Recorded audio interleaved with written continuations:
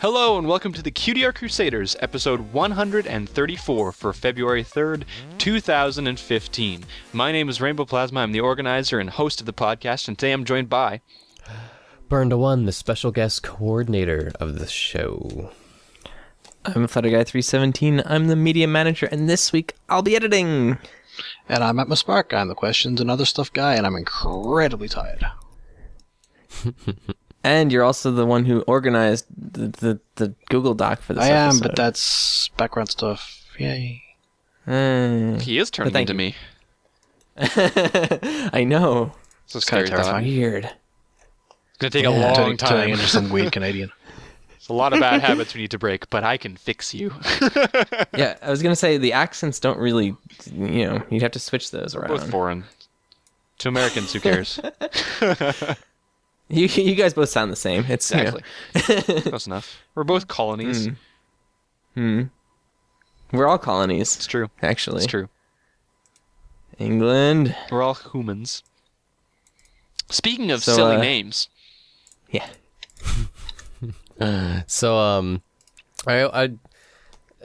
know, it's been kind of awkward the past couple episodes because of the silly names we've been putting out, because we set out to kind of like feature artists, and we really want to highlight them and highlight their work, but then we have these really silly names. So it's like we featured this awesome artist this week on the episode called Butts for the Butt God.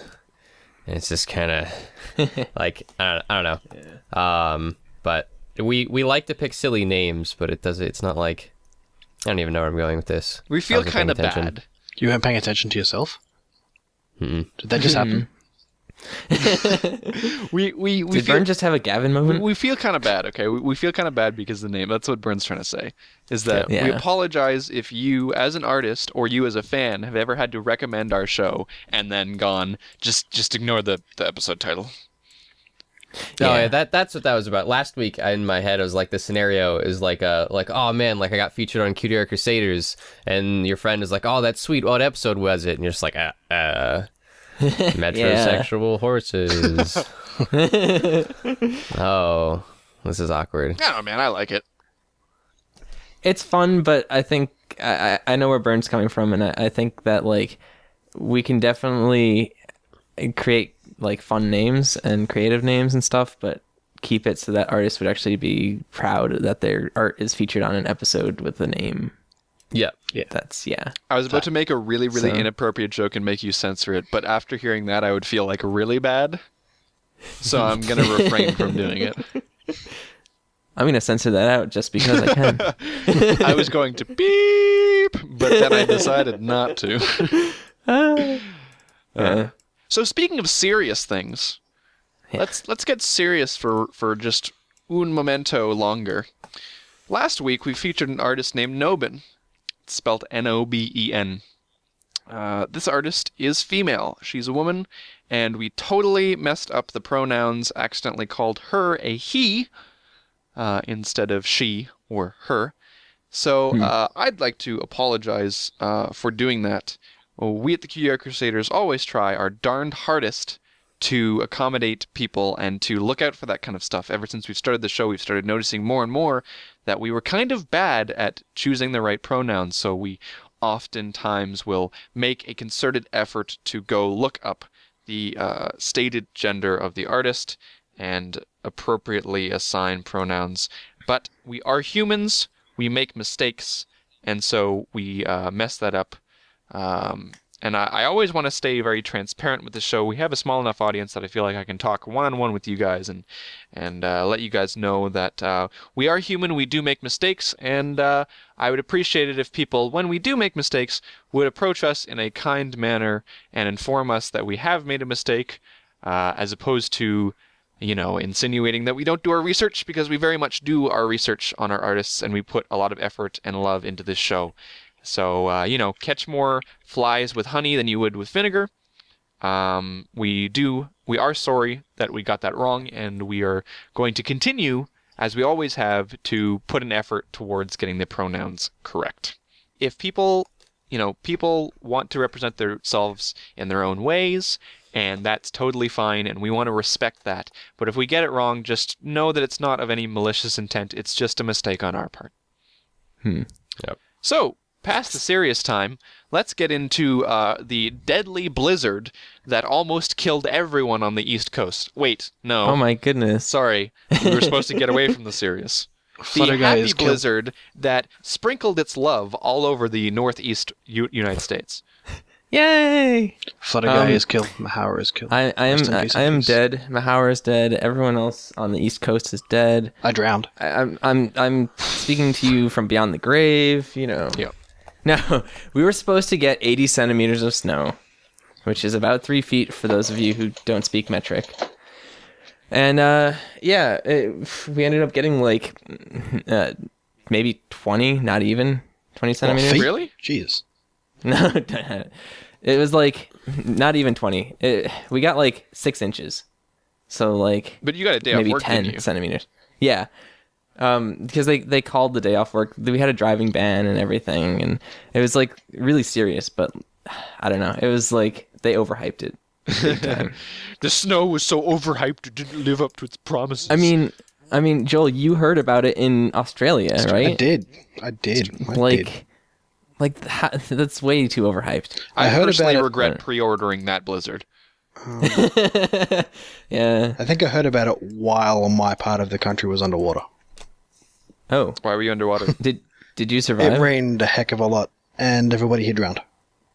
Wow. Like, Yeah. a whole bunch of places flooded, and I like, saw Silver talking about it. She's like, it's illegal to apparently waterboard in the rain, but everyone's doing it anyway. it's illegal to waterboard.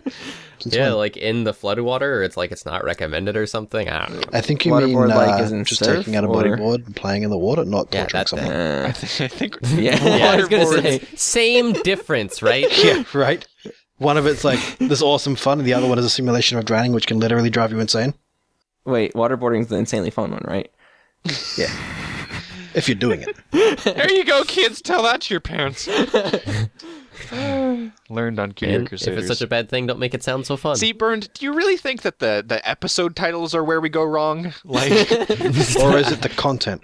or is it just The us? silly, silly content. Are we just It's probably awful just us. people? Because I think Yes. it might be that. I've seen worse. YOLO. Oh yeah, I'm getting a roommate today. Yay! Hooray. Have fun. Forgot about that. Have fun only paying half of what you're paying now for your Yay. place. Then I gotta do a couple other things. I gotta go vote today too. Tell us more about your day, Joel. What else is on your to-do list? I've got a thing to go to this afternoon with Silver Okay. for a couple hours. I don't know what I'm gonna have for dinner yet. Okay. But what, the like, Figure house that out is before you go clean. home. in but case like, you what go did to you the have for store. dinner yesterday? Yeah. We had actually real nice steak and chips Ooh. I'm really glad to hear that. and broccoli. And I did overcook the broccoli a little bit, but the chips were perfect and the steak What are- was great. What are that's good. chips in Australia speak? French Is fries. it what I assume they are? French fries? Chips, Chips, as in like chips, Like not potato crisps. potato chips. chips. Oh, As in, really? I cut up some potatoes, put them in the oven, and made chips. sorry, that you're right. Gotcha. That is a UK thing. Chips. Right. There's like 5 different descriptions for chips, Well, so I was just curious. chips in the UK is French fries, and Yeah, and then there's like American chips, and then apparently like certain types of just potatoes that are made in specific ways are called chips, and it's never mind. It's like I got potatoes and then cut them like sideways so that the chips were round, like big round flat pizza potato. Yeah, and then Yeah. you fry them in a pan, But right? no, I put them in the oven. Or just bacon. Bacon. Yeah. Okay, Very nice. gotcha. if you were in It's America, like- you'd put that in a deep fryer, son. Yeah, it's like it would be a potato chip, like a crisp, like something you would get in a packet from like a shop. Crisp. Yeah. But Do you I use the didn't term make them crisp? crispy enough. No, we don't use the word crispy. Okay. That's okay. that's a UK thing. Yeah. Okay. May I? We call stuff that comes in packets chips, like potato chips, as well as stuff that you fry, cook, I and love crisp. Oh, really? get from Macca's and stuff. Yeah, Oh, okay. Interesting. we just call both anything of those are potato chips. that is chips. Anything chips. that is potato, it just is chips. Chip. Chips. Yeah, I Pretty got much. mashed chips the other day. Mashed chips. Mm. All right. Can I Anyways, make a we're- suggestion? Next time you cook or bake yourself some of these chips, put some cheese on it and some sour cream, and make like Irish nachos out of them. We do I had- similar. I've got a bunch of spices and stuff I put on it, makes them real nice. Yeah. Bit spicy. We could put some cream cheese, some sour cream and cheese on it. It'd be good too. All right, so I'm gonna chip us to the next section here. Hey, is it a because golf we need to get pun? out of this section desperately. Okay, art time. I'm first, actually, so I don't Yeah, know you why are. I stopped talking. Yeah, I don't I know know, why we're I talking ever about stopped mistakes talking, some more. to be honest with you. Can we But, I didn't become? even mention my steak. Can we become the cooking art crusaders? No. Somebody All thing right. me with steak. So the first piece that we have this week is mine, and it's called MLP Twilight Sparkle Equilibrium by Aqua Galaxy.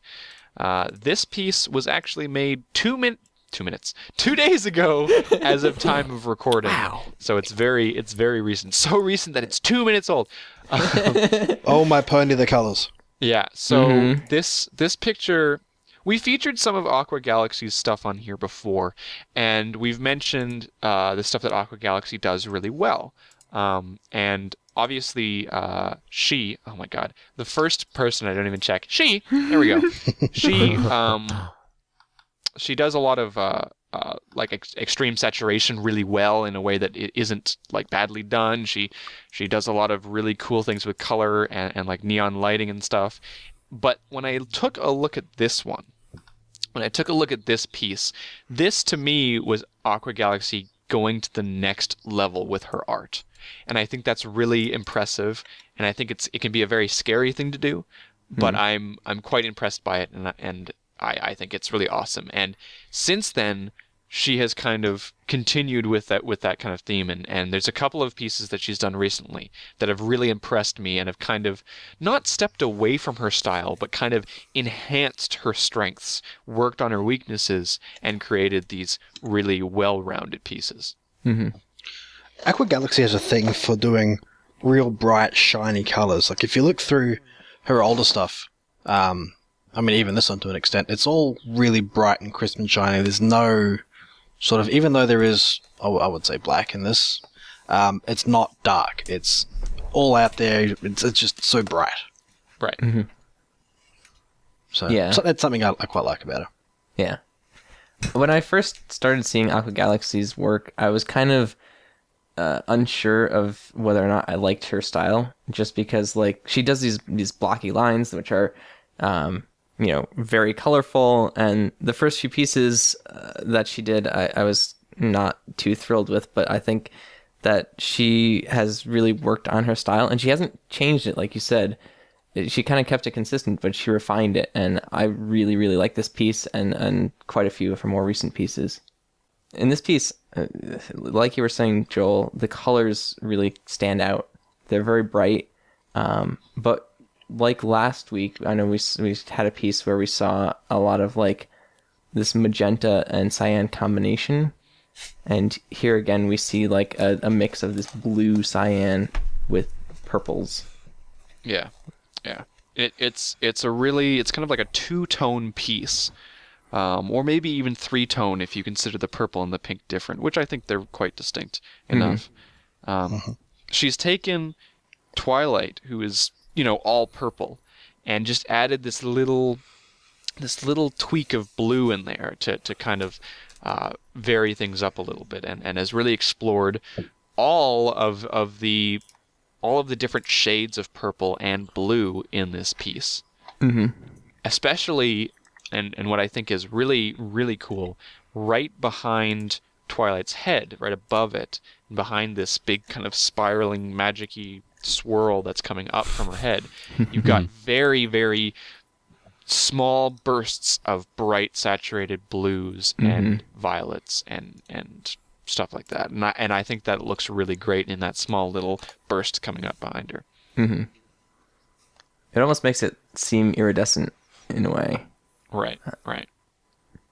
But And I think another cool thing about this piece is how much kind of subtle blurs there are around the edges of the piece, which really brings you into the middle of the piece, which is where more detail is placed. So there's not only is, we've mentioned before that you can implicitly draw people into certain areas of the piece by detailing that area and then not detailing the surroundings. And this is present in this piece, but also on top of that, there is a blur that is put as a vignette around the center of the piece as well. It's very symmetrical, but it's also it also uses the tail and the hair in general to break up this symmetry and to provide an asymmetrical feel as well. So even though Twilight, the ball, the clouds are all symmetrical, her hair and her hooves are asymmetrical, which is more pleasant than something that is perfectly symmetrical. Yeah. It's something that I just... Sorry. You go ahead. You go ahead. Are we just still doing this? All right, I will go. Something that I just noticed, seeing as you brought up this blur, is that depth is really well done in this piece. You kind of have this shift in values. You have the very bright blues on the bottom, and you have the very dark purples on the top. And you still get this kind of framing. There's like this oval around Twilight. But because of that separation of value, and also because of her tail, which is kind of a reference point, the bottom part of the piece seems very much closer than the top part of the piece, and it kind of gives you this almost tunnel vision into the whole scene, which is really cool, really well done. I like it. Yeah. There's a lot of depth in the piece, and the tail contributes to a lot of that because of the way that we've got this spherical object that's placed in the center of the scene, and then you've got a tail that goes behind it and then almost in front of it, and you can tell that the tail stays about the same width until it goes behind the ball, and then you can tell it's coming forward and getting larger and larger. I like that you mentioned that ball being in the center, because something that what I was going to say is Twilight and herself, who is, I would say, the main focus, isn't in the center. And that I love when people do that, because it gives you something to focus on. It makes you look at this and go, hey, that's kind of strange. It's not right where I think it is. And it makes the picture or the drawing or whatever it is more interesting to look at. So it gives you sort of something to not sort of consciously think about, but subconsciously your eye goes, hey, that's kind of strange, and then looks at it. Which is cool. Yeah. Yeah. It's a trick in photography, but... Yeah. Well, and yeah, the I'm not sure if you were getting to this point exactly, but her and the ball are actually off center a little bit. Right. Yeah, that's what I was getting at. Like, okay, cool. I wasn't. It was kind of subtle, so I wasn't really sure if that's what you were going for. It was subtle, like how the ball is off center. It's true. It's true. He really puts the B in subtle. I do. I one of the things that I think is really cool about this piece is the addition of a kind of a camera artifact or a lens flare that comes from Twilight's horn. This horizontal light that comes out sideways. There's kind of like two of them that are on top of each other if you look really closely. And it almost provides this sense that this is being photographed. And because it's not too overt, it blends in, but also kind of subtly makes you go like, "Hey, is this a photograph? Is this real?" It also really helps again with the depth because it's in front of the wings, and so it kind of separates it. It helps separate these layers of where you got the tail at the front, Twilight's in the middle, and the background is behind her. I gotta say too that Aqua Galaxy's style does really cool things in certain places in this piece, like where Twilight is touching the ball. There's a whole bunch of these really bright scribbles. It kind of, I don't know if it really conveys motion, but it just conveys like kind of entropy a little bit, like chaos. And same with the background a little bit. Like if you look to the left of the ball, there's just all these bright scribbles, and it just seems like it's chaotic, which is really cool. I think this is a really well done piece. I think again, like a lot of little things came together to make this piece as good as it was, and it really does show the practice that Aqua Galaxy puts into her work. Yeah, I feel like a lot of her pieces recently, just kind of like some of them are really sticking to like a very specific color palette, and like that's kind of like what this one is an example of. Those three colors, and just the whole piece sticks to it. Right. And the whole shiny thing going on. Yeah. Even like a lot of the like highlights and outlines on like the tips of the wings and stuff is all in that color, all in those colors.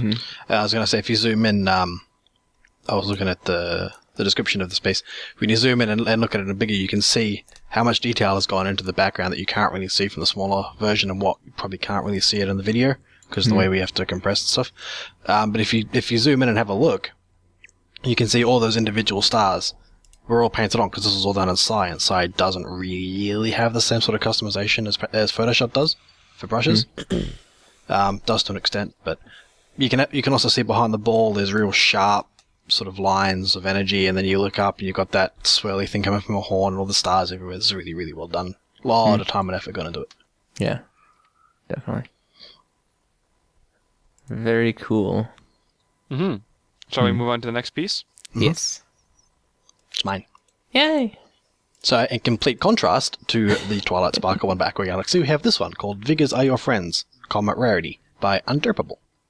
This one is a reference, to those who don't know, to Bioshock Infinite, fantastic game.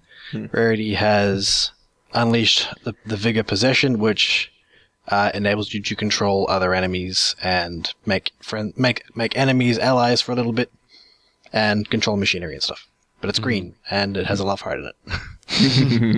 This is part of an entire series that Undurpable did with all of the main 6. Yeah. Each of the main 6 has a different vigor that they are kind of demonstrating. I love, sorry to get away from this piece, but I love the one he did of Fluttershy with the ravens. The crows. Yeah. Yeah. The crows. Yeah. All of the vigors kind of fit the characters very well. Yeah, and they're all really well done. Yeah. Twilight's is weird, but whatever. Yeah. Warning. Yeah. Trigger warning. Yeah. Trigger warning. This one is also 1920 by 1080. We'll let everyone else discover the other pieces themselves. Yes. Max 1920 by 1080. I know, it's great. They all are, I believe. Yeah, I think they all are. I like how Wallpaper he does that. sized. Perfect. What I wanted to say about this one that I like so much is because it's just so plain and simple. He's put so much effort into stuff that other people normally wouldn't. Like, you've got that huge green light coming from the front of her, shading on everything. So that light is reflected off everything in the picture. Mm-hmm. So you've got sort of a primary light source coming down because Rarity's lit from above, and you've also got this green light coming from the bottom, which reflects off everything. So you've got highlights in the hair, you've got on the face, on the horn, and the eyes. In the background, you've got this stuff, I don't know, steam, smoke, whatever's coming off of her, making a love heart shape on the right there. Everything about this is just incredibly well done. I've been talking to somebody, DJ David 89 or something, on Reddit and DeviantArt about shading recently, and that's why this one stuck with me, I think, this week. Cool. Yeah, I really like the reflected lighting in here. Mm-hmm. It looks really well done. Something he also did really well is her tail. I love how he kind of took a little bit of artistic deviation from her normal tail and kind of made it a little bit larger, poofier, just like more grandiose. Almost. It's very exaggerated. Yeah. And just that elongated style is great. Yeah. And once again, we see like a good method of kind of stranding hair without actually drawing the individual strands. It's just a bunch of white and dark lines. So. Yeah, it's just blocky colors, but he's done it in a way that it makes it look like it's full luscious hair. Mm-hmm. Because and those are the hair, white highlights. Rarity's hair is full and lush. Yeah, I bet it is. Yes, of course. I like the way what he's done with all of this whole series is he's matched not only the characters but also the expressions to the vigor really, really well. Like, you've got this one here, Rarity, who is possession, who is I take control of you and you become mine. She's got this really smirky, almost like I'm better than you type expression on her face. And you've got like the other one with Fluttershy, she's just happy because she's around birds, and Rainbow Dash with lightning, and she's got a real powerful sort of expression on her face. Yeah. Mm-hmm. Yeah, I think oftentimes these kind of simple pieces can be overlooked, but they often come from these places of great creativity, and I like the way that this crossover is so creative, and I like occasionally seeing these simple pieces. They really stand out to me because they're just focusing on one little aspect, and you can do that aspect well, and it can stand out, and it doesn't necessarily. I think sometimes when you can overcomplicate things, which might lead to watering down your product. But Undurpable definitely does not do that for any of these pieces. That's exactly why I picked it. I wanted to showcase how simple something can be, but still be awesome. Yeah. Well, and also the fact that like these pieces are here to showcase, the pony and the vigor that they're possessing, and not really much else. And I think they do a fantastic job of that because the backgrounds are really minimal, if even there. Like in the Rarity one, there's a ground that she's standing on, and she can just see by the reflected light. But beyond that, there's not really much there. But it really puts your focus on what the artist intended to show. Mm-hmm. Funnily enough, this kind of series reminds me that like almost every single artist that I know that goes to sell stuff at cons has one of these types of series because they sell really, really well at cons. So I wouldn't be surprised if Undurpable even goes to cons. I would not be surprised to see that he's put up these up for posters or something. You get one vigor, you have to get them all. Exactly. And then there's a deal for them. Yeah. A deal for all 6. Buy 5, get one free. Oh, dude, Great Undurpable, business. if you're listening to this, you should totally sell postcards of these. And at BronyCon, because I'd buy them. And at He is PonyCon in AU, Russia, so that... so it might be a little bit difficult for him to come over. It Or it might could be that guy that sells the Russian stuff. Yeah. Yeah, Maybe the Russian brony table will be there. Yeah. Yeah. I wouldn't know because I'm not going to be there. Oh, I'll ship you Speaking of some. bees, Twilight. So yeah, I mean, it not to disparage it by any means. I thought it was really funny because these are the perfect kind of things to put on little posters or like fun little like mouse pads or postcards or things like that. Mm-hmm. And part of what I'm trying to get there is that these simple concepts are sometimes better for those kinds of things. Because if you get something that's way too cluttered, it's like, well, what am I even looking at, Yeah. So for blowing it up onto a poster or putting it on something else, it works really well to keep it kind of simple. And again, like the whole point of it is to convey the crossover concept. And like you guys were saying, the accuracy in which he's chosen the vigors for each of the characters is really important. I also like Undurpable's style of pony anatomy in these. Because it's a little bit elongated, a little exaggerated. It's definitely not like completely show accurate, but it makes it interesting. Because like Rarity is a lot taller than she normally is. What I like to think of Undurpable's style as being, he's got his own style, but especially in these pieces, he really emphasizes certain characteristics for each pony. So he kind of goes to certain extremes. So with Rarity, she's seen as kind of this more slender, taller. The hair is often something that kind of the spirals keep going off, But if you were to take some of his other pieces, they all emphasize different things for different characters. So Fluttershy has a very big eye, giving her a very cute appearance. Rainbow Dash's wings are huge and extravagant. Twilight often has a big poofy mane to kind of give her this kind of nerdy hair hanging over her head look, or a very extreme horn to emphasize her magic. So, this long and slender thing that he's got going on for Rarity isn't necessarily something that is present in everything that he does. It's just the way that he emphasizes and kind of stretches these characters' personality traits into anatomy traits that they have. Yeah. To go off on that, I also think what he's done with those sort of modifications to the characters is he's done it to fit. He's also done it really well to fit the particular vigor that they're in for the series. Rarity is tall, long, slender. I would say in air quotes attractive because that's what that vigor is. Right. Fluttershy, she's big-eyed, cute. She's dealing with animals. Yep. Rainbow Dash with the big wings up, as you said, that's power. Speed, power, that kind of thing. Speed, power. Twilight's freaking the crap out because of the bees. And then Pinky doing what she does. The most jarring thing about the Pinky one is the lack of flesh on her hooves, but her face is right behind that, doing this enormous grin. Yeah. She's throwing pies back at people. Right.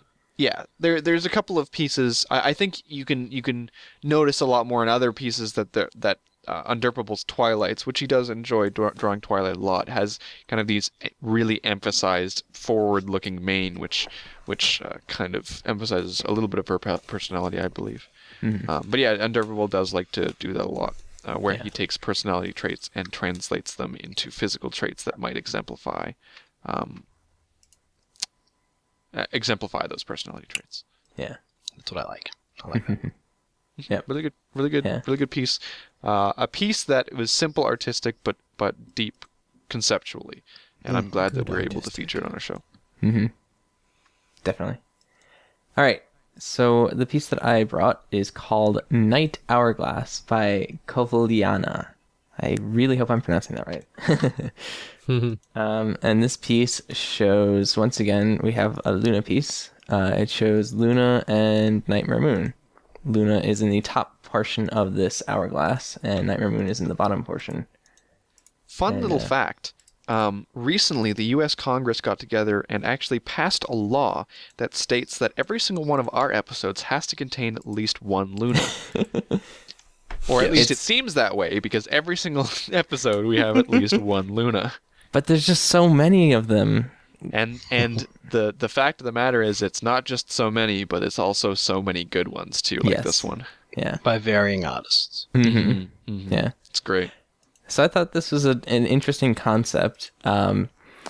It kind of provides, the hourglass itself provides this kind of dual framing of the subjects, which is really interesting. And it's also interesting in that the shape of the hourglass kind of distorts what's inside of them. So like if you look at the top Luna, her mane and tail and stuff are all distorted, and the ground underneath her is also kind of distorted to the what even is that called? Is that the fulcrum of the hourglass? No, it's not a fulcrum. I'm going to call it the pinch. Pinch point. We'll go with that. I'm going to call it the pinch of the hourglass. Waist. And so it's basically like an actual hourglass, and then you can see that it kind of travels down, and Nightmare Moon has the same kind of thing where her mane and tail are just all distorted from the glass. It's really interesting concept. It's cool. Yeah. One thing, like as soon as I like opened all these up before we started, I thought, that's interesting. And then I looked back, and it was Kovaliana and Aqua Galaxy use almost the same colors, but then you look at the one by Kovaliana, the one that we're looking at now, it's almost I don't want to say refined, but it's almost like a sharper version of Aqua Galaxy. Not the image, but the style. Mm-hmm. Right. Like if you go back and look at the Aqua Galaxy one, everything's got a bit of a blur to it, nothing's sort of hard and fast. Whereas you look at this one, it could almost be a vector. Everything is really sharp, really neat. Lines are all straight. There's not a whole lot of blur. What's also 3803 by 5,000 pixels. So. Yeah, it's big. It is, but very, very large. That's something that I thought was kind of cool. Yeah. Like, even if you go back and look through the rest of Kovaliana's gallery, it's very similar to sort of Aqua Galaxy's waviness, but without the blurry. Mm-hmm. And again, just because something isn't clean, we use the word clean to kind of act as the opposite of messy, but messy isn't bad, right? It's just a different style. I didn't say it. It's not bad. Yeah. It's just different. Yeah. Everyone has their own style. Yeah. It is stick figures. It is I interesting. draw a mean MS Paint pony. It is interesting because I do see a lot of similarities between Kovaliana and Aqua Galaxy's style, like you were mentioning. If you look at, for instance, the top of the hourglass, you can see just these very white lines kind of highlighting the edge of the hourglass, and it's it's very reminiscent of Aqua Galaxy's style. But especially in the colors, yeah. This piece is even somewhat similar to the first piece that we featured, Aqua Galaxy. It's that cyan, purple, and blue. Mm-hmm. It's that analogous color scheme that's just looks good together. Analogous. That was what I was trying to find in my brain, and I just gave up earlier. That's what I was looking for. Mm-hmm. Yeah, it's analogous versus complementary, and then there's another word that I can't even remember. I think it's tertiary or Contrasting? No, there's for secondary color schemes, like in the Rarity Vigor piece, where it was purple and green. Mm-hmm. They're all secondary colors, so purple, green, orange. Okay. And then they're on that wedge on the color wheel, and purple, green really react with each other. Yeah. But anyway, it's off track. It's funny because my brain, when you started saying that sentence, my brain expected you to say edge, and then you said wedge, and I was just like, I don't know why, but that's really funny to me. It's like that wedge. Yeah, when you're looking at like analogous color schemes and stuff, you kind of call it like a wedge of colors, you know, because in the circle you're taking that slice of pie of those colors, you know. So it's that how big that wedge is like kind of determines how different your colors are. Yeah. So in a very large wedge, you have like Rarity with purple and green where they make no sense, and then in a closer wedge, you have this with like a purple and cyan. So it's not quite green, but it's a blue. It's a bright blue green. You know what I mean? Does anybody else want to play Trivial Pursuit? I want some Ben, did you say you had pie? Yeah. I don't have pie. I'm sorry. I had yogurt. Oh no. No good. One of the things that I like about this piece, and this kind of goes back to Aqua Galaxies again, it's the concept of elements of symmetry and elements of asymmetry. So obviously an hourglass is symmetrical in that you've got two bulbs with a center, what I'm going to call pinch. But what you see in this piece is that there is certain asymmetrical elements.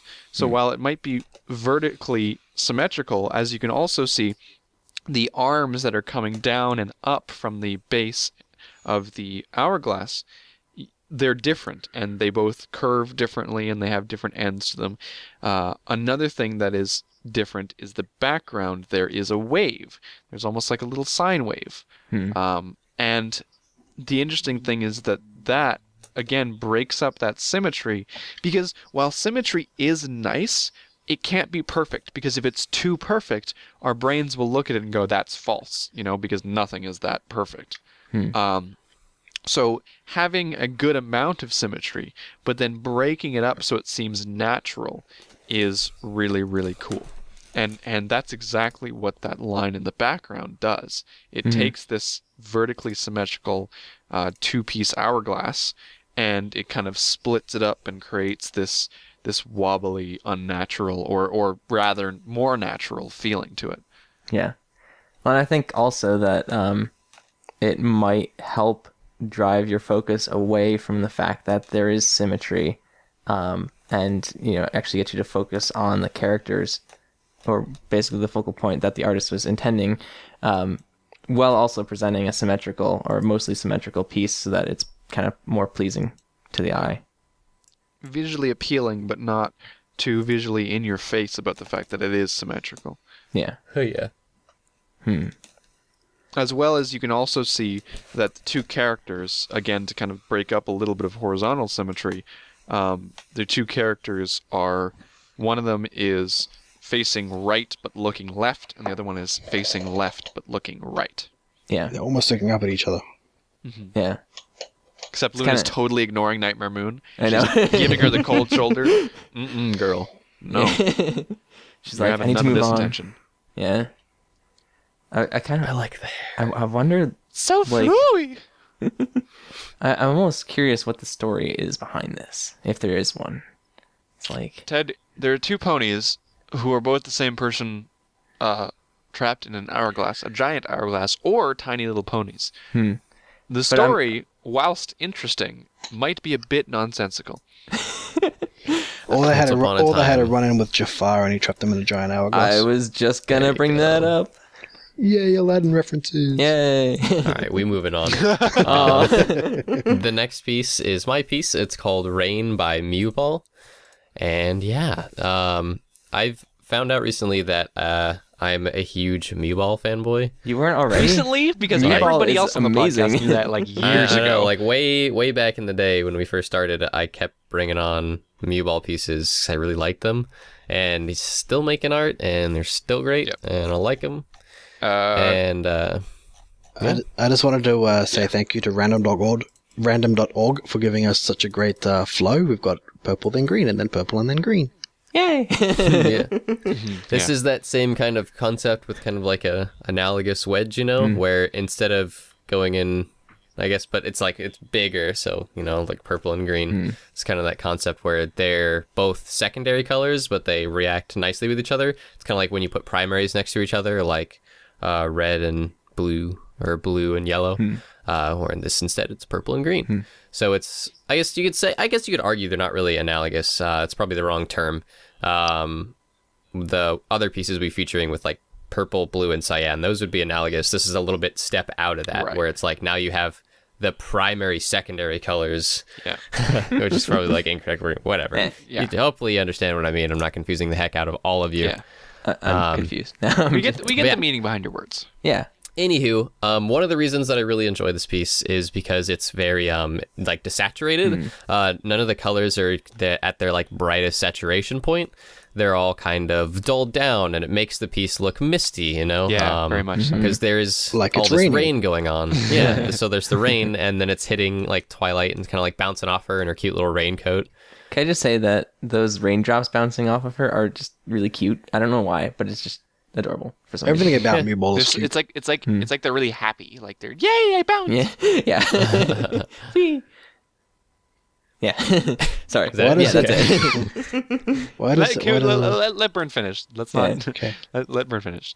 I was just talking about the mist, and then how I also like the fact that as you kind of like see into the distance, the mist creates kind of that atmospheric perspective where technically it's not super far away, but the atmospheric perspective is like way pumped up, Right. because there's that mist. So the stuff that, even though it's technically probably not that far, the mist makes it so you can't see it, so it's even more dulled down into the background, and it's kind of that grayish, greenish silhouette as it goes back. Yeah. Like what I just happens when like it that as rains. well. Yeah, yeah. You were saying, Atmos Spark? I just thought it was cute. Why does an alicorn princess need a raincoat that covers her wings, No. but not In her this back piece, legs? she might not be an alicorn princess yet. Well, she's got wings. She doesn't have a horn, Nope, so she's a she's Pegasus. gained her wings and lost her horn. Yeah, it's funny because if you look at this like really quickly, it looks like Maud, Yeah. because her coat is like a very similar kind of like dull gray color, and then her hair looks a lot like Maud's because again, like it's kind of dulled all the way down. So I looked at it first and I was like, oh yeah, that's Maud, and then I scrolled down to the comments and someone was like, yeah, that's actually Twilight, and I'm like, oh, And then there's dumb. Wings. Right. Yeah. But that's a really cute like little like wing like coat thing. She's wearing a Yeah, gumboot it's on her back leg. A gum boot? Is that what you called it? I was What going would to you call call it it? rain A slushy, booties. slushy Wellington. I called what? Did you bring the Wellingtons Slushy today? Wellingtons. It's Slushy, quite slushy splishy Wellington. splashy out. Can we call this episode Slushy Sloshy Wellingtons? Yes. Yes, See, look, now it's not Splish. offensive. Yay. It's just silly. you're offensive. I I like am splishy offensive. splashy Wellingtons. The term you're looking for is galoshes. That's the word. That's what I meant to say, but I said slushy, slushy Wellingtons. Galoshes! Still my favorite MLP episode moment of all time. Galoshes. Galoshes. Yeah, okay. No, gumboots. Call them gumboots. What does that mean? That means boots made of gum. I don't know. What do you mean you don't know? It's your term. It's the real world term. It's like people that aren't American. But I'm, Actually, no, I think- what I'm I saying is actually think describe what gumboots are, so someone who doesn't know what that means, like what are they? What's the they're purpose? a boot made of plasticky rubber vinyl stuff that you put your foot in and it doesn't get wet when you step in a puddle. Okay. Cool. Yeah, so rain boots for normal people. Wellington, if you live Moving in the UK. forwards. Anyway, another thing I really like about this piece is that it's really painty. So like things are kind of painted on top of each other in color rather than being all like super neat.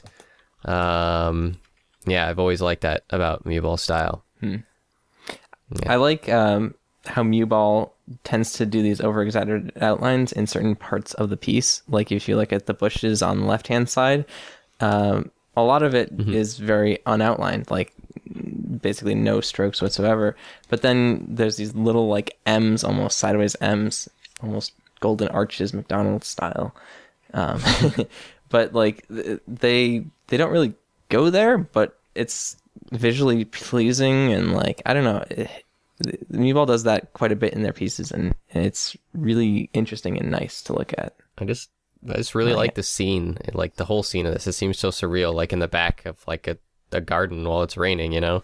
Like Twilight looks happy. He's got a pleased little face on and a little raincoat, and It's just like, and it doesn't seem like sad or dreary or macabre. Like everything's very desaturated and, you know, misty looking, especially like in the background there, like going off into the silhouettes, but it still feels like nice, pleasant, you know? Yeah. And I think that's the real reason why I really wanted to feature this piece, is just because I feel like the color choice is done so well to set the mood of the piece, you know? Because when you look at it, it kind of gives a mood, but it's like a light and a happy mood of like standing in the rain. Right. I feel like there's a strong feeling connected with the kind of like scenery imagery. It's like a kind of attached with serene this. kind of peaceful happiness. Yeah. Yeah. But it's using colors that you wouldn't normally see that in. So like in color theory, what we talked about is purple and green is a very, very difficult color to use sometimes because it has the notion to go on and to very like stereotypical type scenarios when you think purple and green. Like when you're like, hey, if you think purple and green, what do you think? A lot of people go to like evil things like the Joker, or Disney villains are like Disney evil queens are usually often purple and green, and that green mysterious magic, because, you know, green is like jealousy or whatever. So, but to use it in a setting like this where it's not, you know, that quality. Anyway, Even MLP villains are, a lot of them are green and purple in some aspect. Like Chrysalis and Chrysalis. Moon and that one thing from the comic, Super Ponies. Yeah. yeah. Good Sombra. Lord. Sombra Also added red in there, but his eyes and like the dark magic was all green and purple. Yeah. Yeah. So like it's sometimes a challenge in just color theory to use sometimes like specific colors or pairs of colors in a way that people aren't used to seeing them. So I really like that about this piece. It's like a very unique use of purple and green, and then they're very dulled down, and it's made the scene so, I don't know, serene. Yeah. My dog has just been moaning up a storm in the background. Aw. He's like sleepy and he keeps like rolling around. I don't know. Aw. It's gonna be a bunch of my doggy noises in my soundtrack. I apologize. Come look me. Joel, that's not fine. I wanted to bring up the fact that, like, you said that this piece was very macabre feeling, and I really like how Mewball kind of juxtaposed certain things to make this piece happy against, like, this macabre background. Like, you said the colors for one thing, but also just, like, the value in some of the colors. Like, you get some of these brighter greens in the grass, and also on Twilight. And then Twilight's expression also kind of leans towards that happy feeling. And then, like we said, with the rain, it's just, I don't know, something about it just screams happiness. And Twilight's face. Yeah. And careful with that. Because I wasn't saying it was macabre. I was saying it could be macabre, or it could lend itself to be very just dreary is another really good word. Yeah. But because the fact that the green is there and there is some kind of use of color in that gray in the background, and then obviously a little happy Twilight in a raincoat, it's instantly been kind of, like you said, juxtaposed to something that feels much more happy. Yeah. I wonder where she is, because it doesn't look like her house. Yeah, not quite the library, maybe outside Fluttershy's house or something. Could be. And the little flowers and spots of things, you know, in the bush help with that as well. Maybe she's in Rivendell or something. I don't know. All right. So thank you for the art. That was amazing. You're welcome. Yes. It was all me. Anytime. I don't know why I started with thank you, but I tried to finish and failed miserably. Joel, It's okay. You're welcome. Questions? Oh, Yeah. wait, Questions. before we move on to the questions, I have to bring up two pieces of art really quickly. two. Two, yes. Two. One is a piece of art for Burned that was done by none other than Ardale, and I'm bringing this up because it's funny, because Christ. because we really appreciate Ardale and all that he's done for us. This piece is called Brenda, and it's an R63 version of Burned. I can't hear Brenda and not think Max. I know. I have called Burned Brenda for probably close to 3 years. And there's a mumble I often go into when I play like Counter-Strike and stuff, and there's a guy named Purple Hats, and he always, without fail, whenever I join in, calls me Bernice. Bernice. And he always does it so like happily, like, Bernice! Bernice is here. Oh man, I just every single time I see Brenda now, I just like hear myself like I would constantly like it's been less so Brenda? now, but now I'd be like Brenda, Yeah. what are you doing, Brenda? I don't think it ever annoyed you, which is why I kept doing it because like it was one of the things where I was like, all right, Yeah, well it no. actually doesn't annoy him, so And now you fine. have a picture of her. So it's true, it's true. congrats. Like, what are you doing, Brenda? You know, just being a sexy mayor. All always right do. then. Yeah. And so the other piece that I wanted to bring up is this piece by Artie the Wolf, who's actually done a bit of fan art for us recently. And this is called So Bucking Awesome with a B. And this was based on Bucking our metrosexual horse noises episode. It's true. Yeah. We talked about the piece she did of the four of us, right? Didn't we? Yes. Yeah. Okay. We did. And I don't know. We just look so awesome in here. Yeah, dude. So fabulous. I pull off short shorts so fabulously. Yeah. Like super tight sport There's shorts. been a couple of like metrosexual horse things that have come out of that episode, which I'm really glad about. Although I am a bit surprised that none of them are of me, because I'm probably the most metrosexual of all of us. But, I'm a fabulous horse. but you know what, None of Vern? them with me because I'm actually a male horse. That's true. That's true. It is This true, is yeah. my secret. I'm not sure how Flutter Guy gets away with being a metrosexual female horse, but that's fine. You know. That's fine. I think Drew Flutter Guy's guy in this. No. I'm definitely female Was here. it English? But I think Words are hard. I think he drew Flutter Guy's guy in. All right, let's move on to the But questions. fan art's awesome. I like it. Yeah. Thank you for the And fan art. Thank you to you're great, and also thank you to Revka Hunt and Sassy Jesse. You're both fabulous. If you're watching, I love you too. No, why That's don't you keep going? That's what I got. Wait, like all I we've got some time. Why don't you just list all the people who give you fan art, Bernd? Otaku AP, and then let's see, and then late customers made me some stuff. Hold on, let me go to my favorites folder. Give me some more, and Joel? then questions, Joel. Joel? Okay, so you got questions. Sonnen, First question here. You have been selected. No, we're doing that one or the other one. Yeah, that one. and Vice, Which one are we doing? Threat, We did Both of them. Both? Okay. Wolf. So, first question. You have been selected to act as the ambassador between mankind and ponykind, and as your first mission, you are to bring a gift that will represent us in a fair and honest way. What do you bring? By Ramslack. Something that it was going to represent us. So I have an answer that isn't really that creative, but basically, there's a lot of questions usually asked like, you know, if we had one thing that we had to send to aliens, what would it be? And a lot of people will mention that like it's good to bring like Burned. fundamental like math skills and like be able to show that in like ways that doesn't require language, because you can't assume that they're going to know your language. So you got to bring like what was it, like a squared plus b squared equals c squared is a really important one to bring, because it demonstrates a lot of our knowledge, and that's kind of like a fundamental thing that we assume most other aliens will also understand.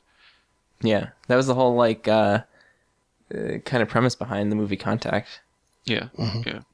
Yeah, what is it? On the satellite they sent out to space or whatnot when they knew it wasn't coming back, they did that a plus a squared, b squared, c squared, and they also had like the Pythagorean theorem. And coordinates That's the same vector, I thing. believe. Never mind. Not the Pythagorean theorem. And The golden pictures ratio. of us. You know. Yes. They had golden ratio and things Yeah, like that, they sent pictures, and they also sent coordinates to Earth.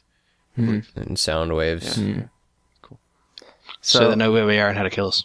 Oh Jesus. Anywho, we're not talking about alien kind. We're talking about pony kind. What are you gonna bring? My answer is like maybe a bridle or a bit. Is that inappropriate? I was going to bring Saddles, that's oats Bring a and hay, saddle. but You're mine you now. can bring what you want. Wow. I own you. Jeez. That's dark. Kind of. In an almost not dark way. Just a Maybe horse I would racing. bring my own saddle so they can ride on me. I would Yeah. personally bring my waifu pillow. This is you. You're my waifu. We're married in this life. Now we can be married for real. For the record, a disclaimer, I don't own a waifu pillow. So I wish I had a waifu pillow, so my parents could lose every bit of respect they have left for me. Burned 2015. I wish I had a waifu pillow. It's true. He just wishes he had a waifu. that's true. Wow. too. Also true. Wow. Does anyone have a serious answer? I do. Okay. Well, it's not that serious, but it's also not as creepy as our guys' answers. Go on. I was was gonna food. say oobleck or cornstarch in water. It's a non-Newtonian fluid that basically. You've given up your answer because that's weird. What kind of food No, would it's you bring, really Joel? cool. No, It's kidding. really cool. Have you never I seen? know it is. Why would you bring that? Why? Because it defies the laws of Newton. What does it have to do with you're an ambassador Yeah. for people talking to horse kind, and you bring squishy non-Newtonian Look, fluid? look, Burned. Should you really be surprised that any of us would be bad ambassadors? You're an ambassador for an entire kind. What'd you bring? I put cornstarch in I'd water. bring a good book, because God, they're boring. I like Joel's the best. He wins. 10 points for Gryffindor. Yeah. He's Gryffindor. I said God. oats, you hay, bring- and then also I'm adding sugar cubes. You're an Ah. ambassador. You bring them offerings of oats. You're good. Yeah, you're all But set. maybe that's racist. They're horse people. But maybe they're not horse people. We prefer carrots. You have offended our people. Maybe they actually have horses, and they're like, "What do you think we are? Some sort of animal?" It's but pony they're pony kind. kind. Everything we know about them is from My Little Pony, which happens to be facts. Yes. You know what, Burned? I'm going to take your word for it because you're a horse. But only this Exactly. one time, and only I because know you're a horse. my kind, and we appreciate oats. Feed me oats. Damn it. All right, next question. All right. Next question is: what is your favorite pony outfit from the show, fandom, or just made up by yourself? See, we I should have am brought gonna go first. dresses. You bring them dresses. Booties. Well, my first choice was this one, but then I come up with a better one. Okay. The banana suit, yes. Oh, now we're gonna have to link that. We're gonna have to show that on the show. Yes, we are. So that was my first one, but then I came up that's with that so- one, and I like this one because it's adorable. Aww. Oh, that's really cute. That's so That's cute. really it? cute. Uh-huh. It's Okay, by I've Elsa. actually It's got- Scootaloo in a Vulpix costume. You totally gave me my answer. Thank you.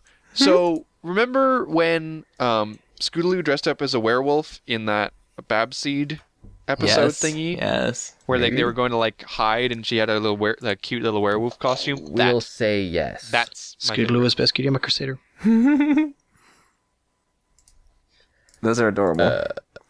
I'm gonna go with the Flufflepuff sweater that she made of her own fur chrysalis in that Christmas episode Right, yeah. that what's his name did Yeah. Fluffy Mixer. Mixer. Mixamac. Yeah, because it was Bernd? adorable. I like, what is it, like Spy Shy or whatever that was? Like that outfit was pretty The funny. bunny thing. The bunny costume. Yeah, I was gonna. I'm also a big fan of booties, like in the winter wrap up. Yeah. Oh yeah, little That boots. was cute. You mean Splishy, Sploshy Wellingtons? Yes. Snowy, wowy Wellington boots. Christ. Yep. Yep. Flippy, floppy, dippy floppies. We're done with this. We're done. What's yours? I'm done. Well, that I'm was done with being fantastic. You don't serious. have one? Oh wait, you've already picked one. Yeah. We're dinny, dunny, flinny, flunny. All right, I'm done. I'm actually done this time. I'm actually done this time. So yeah, those are our answers. Yeah. And yeah, Thanks that's for the questions. basically everything. So we should move on to the plugs. Mm-hmm. Sorry, I should say that question was sent in by Anonymous, I believe. Yeah. Sorry, I didn't mention Anonymous because you don't have a name. We didn't mention anonymous. Man, To be that fair, Mr. if there Anonymous was one of the is- questions that you did forget, this is probably a good one. Yeah, probably. So fair enough. Okay. Thanks for whoever sent that one in. Literally don't have a name for it. Yeah. No name. All right. Send in So more plugs. questions. Yeah, do that. Plugs. So we have cutieartcrusaders.deviantart.com. Go there, do stuff, check things out. We have youtube.com/cutieartcrusaders. I believe there's an up-to-date playlist of all our episodes and stuff there now, which is good. Yes. We have Facebook. We're on the Facebook. We are Cutie Art Crusaders on the Facebook. We're at Cutie Art Crusade on Twitter. We are cutieartcrusaders.tumblr.com. And we have a Picarto. Either click the link below this video or Google us, because there is no, like, something picarto.tv/cutieartcrusaders. Doesn't exist. Did you mention the email? I did not mention the email. cutieartcrusaders@gmail.com. Where you can send in questions Mm-hmm. and other comments or art suggestions. And tell Bern he's a sexy horse. I You haven't can gotten one of those also recently. send us in your favorite moments in CAC history. Oh, yeah, 'Cause- we totally forgot to talk about that. yeah. Can I'm just going to take a minute here. So recently I was thinking that it'd be fun. Occasionally on Twitter, we get tweets from people who are like, ha ha ha, this is a really funny moment from like a previous episode, or like they'll quote something at us. And because it's like 40 weeks ago, and because we've done like 134 of these, I totally forget like 90% of what I've said. Who are you? Why are you tweeting? So, like, someone will mention it, I'll be like, oh, that sounds funny. I don't get the reference because I don't remember it personally, but it sounds funny. So, what we decided to do is we put up a journal, and the journal will be in the description of this video, but you can also just go to our DeviantArt page and find it under our journals. We put up a journal basically requesting that people send in their favorite moments from the Cutie Art Crusaders, or whatever their funniest moments, or whatever made them laugh. Send it in to us. We will aggregate them together and we'll do something with it. We don't really know yet, but we think it'd be fun to kind of get those moments together. So, if you have a particular favorite moment or a good episode that you want to suggest for that, then please do send it into our email, cutieartcrusaders@gmail.com, and we would very much appreciate that, because it would be kind of silly if we picked our own funny moments. Yeah. Although, Yeah. I will already say there's no need to send in sniffing Germans, because that's already at the top of the list. So Yeah. Well, I mean, is there some that we've had since our blooper episode of Yes. like jokes we'd only know about? I think so. Probably. Maybe. Like, I don't know if I think we may have posted it in the blooper episode, but there was something I left in and we never really told anyone about, where Joel just bashed his head against the wall, Yeah. and we just kept recording that was- like that it was in the never bloopers. happened. Yeah. Like, I loved that moment. That was so good, and I left it in the show just because it was so funny. Joel, how do you feel that Bernd enjoys your suffering? That's right. I've been taking it out on him for the last 133 episodes. Yeah. yeah. So anyways, yeah, if you have any of those moments, please send it in to us. So we would very much appreciate that, so we can share it with everybody else and they can enjoy those moments. Yes. So yeah, that is everything for this week, guys. Wait, no, it's not. Burned. Next week, do we have something planned? Right. Oh, as of right now, next week on the show we have a special guest. Yeah. Is it me? I have scheduled Shinoda GE Sweet. to be on the show with us next week, and hopefully weeks after that, maybe Nazagora Maybe. should get her bum on the show. Yes. Yeah. So we got some guests coming up. Might be next week, might be other weeks. We're kind of seeing based on schedules. Stuff happens like that. But look forward to that in the near future. Yes. All right. Well, that is everything for this week, guys. Thank you guys for watching. Whether or not you're on Picarto or YouTube, we love you all the same. My name is Rainbow Plasma. My name's Berndo1. I'm Flutterguy317. And I'm Atmos Spark. And we'll see you guys next week. Bye.